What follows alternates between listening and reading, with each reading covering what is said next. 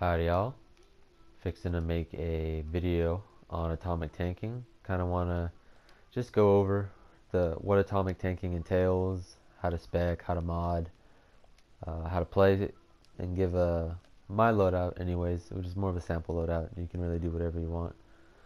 But just to get into the nitty gritty, atomic tanking has a lot to it. It kind of has a kitchen sink type approach to tanking. It just does so many things. Some better than others, but let's start from the beginning. First, you pop any power in tank roll, and you will increase your defense by 90%, which is the same as ice. So basically, you pop a power, you'll be at the 75% mitigation cap, and there'll still be sometimes you'll want to block, especially if you want to get a counter. But just know that blocking, turtling anyways, isn't as viable for atomic as it is for other tanks. So that's the first buff that atomic tanking gets, is the defense buff. And then the second, not secondary effect, because you're going to be doing a lot, but the heal through doing the combos. So like there's 5 combos they can do. That one right there is thermochemical explosion. But with every combo, or the taps, not casting it from power or casting it from tray, but the taps, it'll heal you equal to 40% of your dominance. So right now my dominance is 5,391. That comes out to about 2,100 something. I don't have a calculator on me, but so about for each combo I do, I heal myself about 2,100. So that's the second thing it does. And the third thing atomic tanking does is for the aura.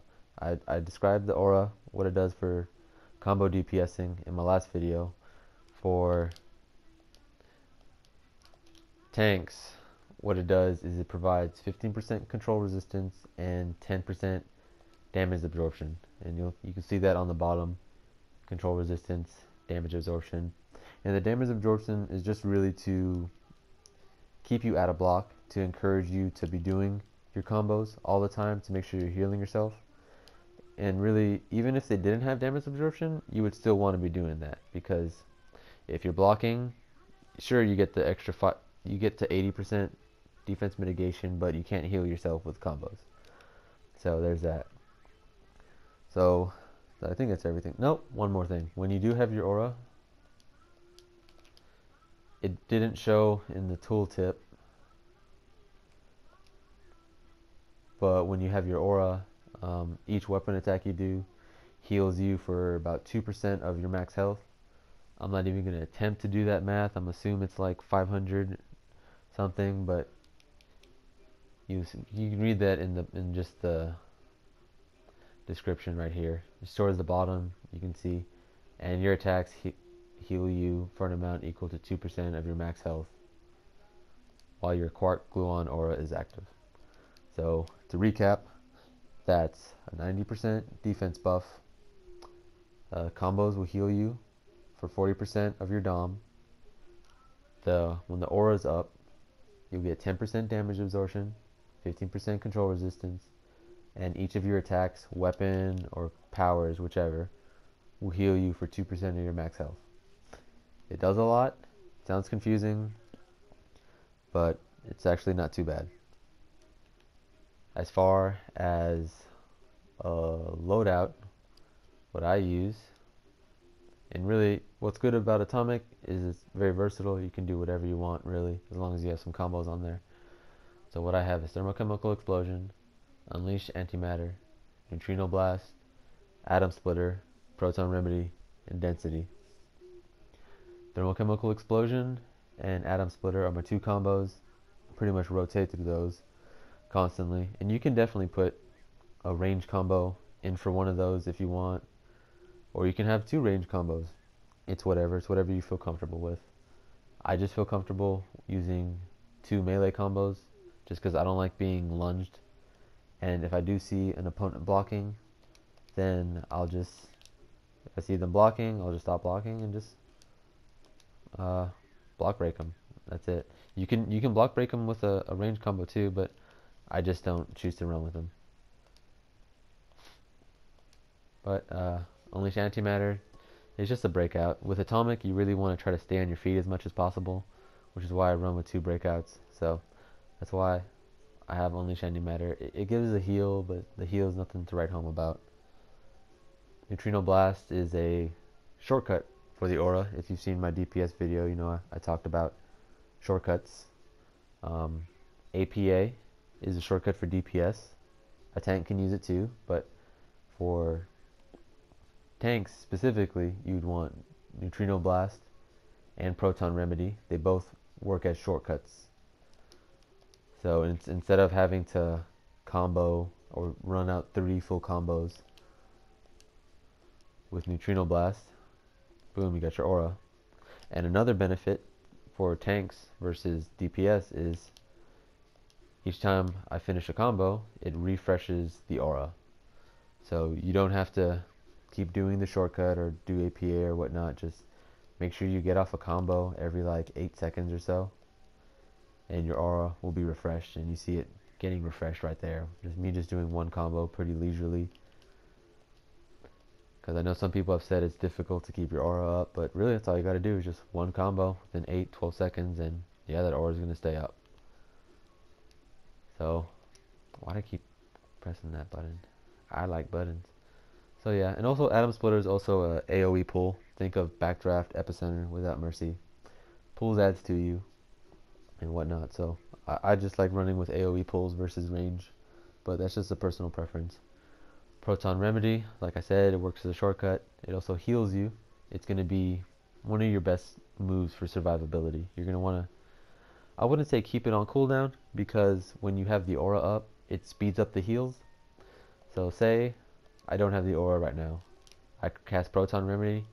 It's going to heal me for its entire duration, which is about 12 seconds. But if I have the aura up and I cast Proton Remedy, what it's going to do, it's only going to heal me for about 6 seconds, half the time. So see right there, it would already be done healing. So when you have the aura up, just know that it's not going to heal you for the full duration like it does when you don't have the aura up.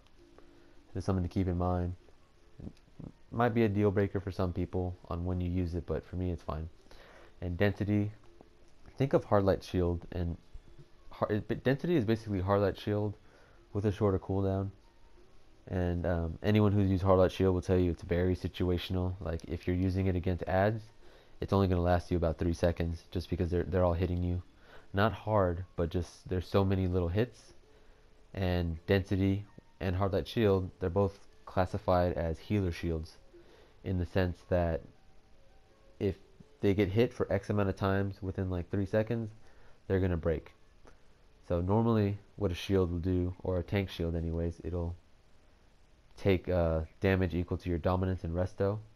And Density does do that, but like I said, if the hits come before the damage, then it's going to break.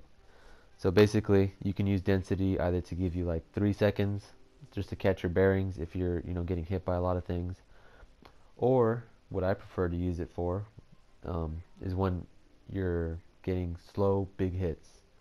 Like you know a big attack is coming, pop Density, and then that'll take away a lot of that damage. So that's just my loadout. And you see on my bar, I just got Dazing Device, just a quick stun and a clip. I always like Dazing Device.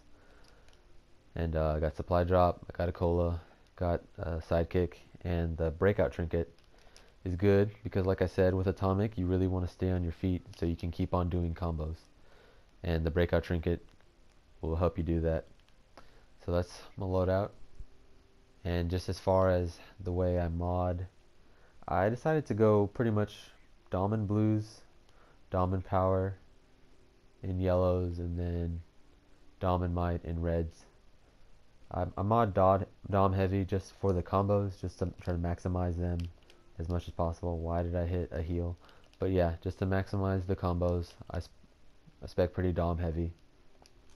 And I've seen some people have success going health heavy, just to, give themselves a bigger cushion, and that's completely fine. I understand how that would be viable as well. I haven't got around to testing it. I just went into the Dom, and so far I'm really liking it. So for now, I'll probably just stick with this type of loadout, this type of spec. And as far as my skill points themselves, pretty standard is the way any tank would. Go down the trees, you'll get the health, you get the dom, and then if I get some extra, then I'll get critical attack damage. For some of them, I'll get resto, because resto is a secondary stat you would want. It makes proton remedy stronger, it makes density stronger.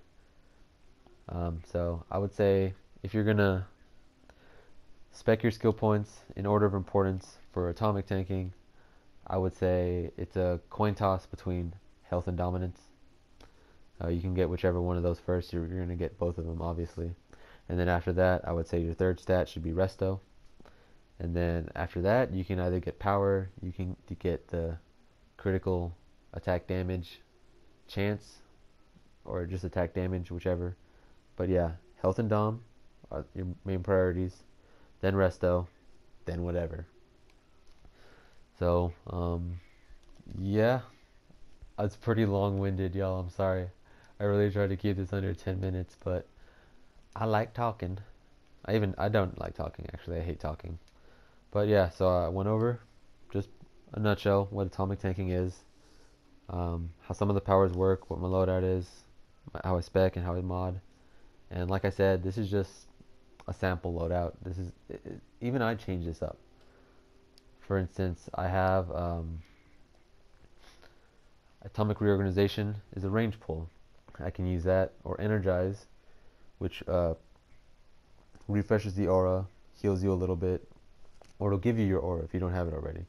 So that's another option to use. So like I said, there's a bunch of options that you can go with atomic tanking. It's pretty versatile in the way you want to play it. I wouldn't recommend turtle tanking, but some people have found success with that. So yeah, that's just atomic tanking in a nutshell and how I play it. And if you have any questions, just leave a comment below. Thanks for watching, y'all.